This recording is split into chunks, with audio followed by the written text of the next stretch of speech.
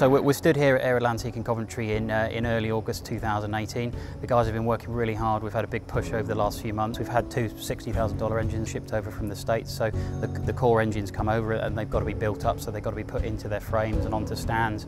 All the accessories have got to be made ready and bolted onto the engine. So we've got that going on in the background. The landing gear's been completely overhauled. That's been sent off for non-destructive testing. That's just arrived back. So that will be painted and sort of assembled sort of in a separate area as well. There's been lots of paint stripping of parts going on, oil tanks, fuel tanks, tank panel covers, tail planes, all sorts of bits and pieces have been sort of paint stripped and be ready for sort of priming and then eventually painting. The wings are being looked at separately as well. We've got a little bit of work to do to the wings to get those ready to go back on. There's repairs to be done there. The fuselage, I mean, there's a huge amount of work in the fuselage, so they've had to paint strip and sort of pressure wash the whole thing, clear all that gunk out, working around the cargo door to add some rigidity to the structure. Then they've got to replace all of the individual floor beams inside. We've got an original cargo floor that would have been in the aircraft, so we've got to lay that out in sections and work out whether we've got a complete set of that or whether we've got to go off and look for some more bits.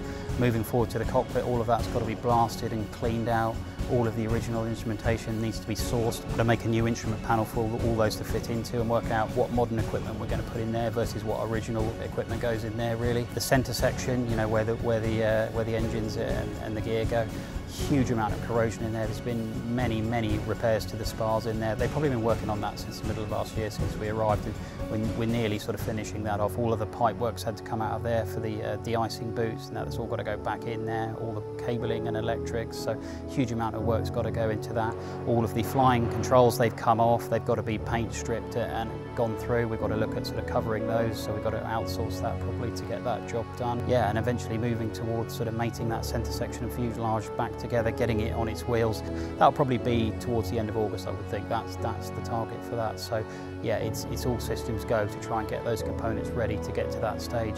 So watch this space over the coming month. There's some exciting footage coming. As I say, we're going to be mating the fuselage and centre section, which is going to be you know, a momentous achievement. So you can follow us on Instagram at NightFright521. Twitter's the same at NightFright521, and then we're on Facebook, Membry Airfield Memorial Flight, and keep your eyes on the Dax over Normandy website as well. There's lots of cool stuff going up on there, and also World War II Nation.